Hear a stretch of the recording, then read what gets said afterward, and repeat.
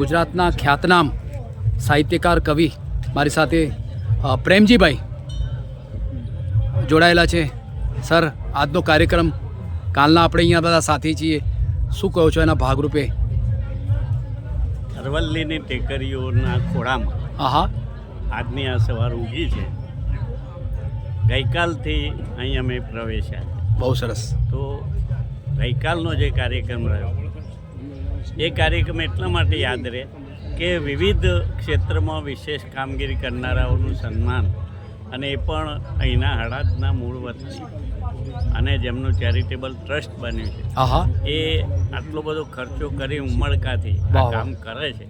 એટલે એની વહીવટી સમિતિ વીરચંદભાઈ ભગવાનદાસ વગેરે, તો એ લોકોને પણ હું બિરદાવું છું કે આવા ક્ષેત્રમાં રહી ગુજરાતની આ પ્રકારની જે પ્રતિભાઓ છે વિવિધ ક્ષેત્રની, બહુ સરસ, આ લોક સાહિત્યના ક્ષેત્રમાં પણ શોધીને, આમ તો ખ્યાલમાં પણ ના આવે એવા બધા કલાકારોને બોલાવી એમનું જાહેર સન્માન કરવું એ સામાન્ય વાત નથી. અને એ પ્રેરક બને છે અને ઉત્સાહ વધે છે જે તે વ્યક્તિનો કે ભાઈ આ કામ કરી રહ્યા છો. તો એની જે પ્રેરણા એમને આપી એ બદલ એમનો આભાર.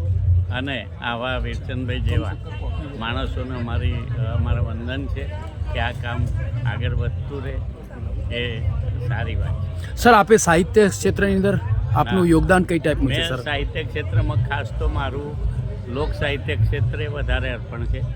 અને એમાં ઝવેરચંદ મેઘાણી એવોર્ડ પણ એનો મળેલો 2023માં. અચ્છા અચ્છા. અને લઘુકથા ક્ષેત્રે મારું નામ છે, બરાબર, પ્રદાન ગણી શકાય. બહુ સરસ, બહુ સરસ. બાકીના બીજા ક્ષેત્રોમાં થોડું ખેડાણ છે.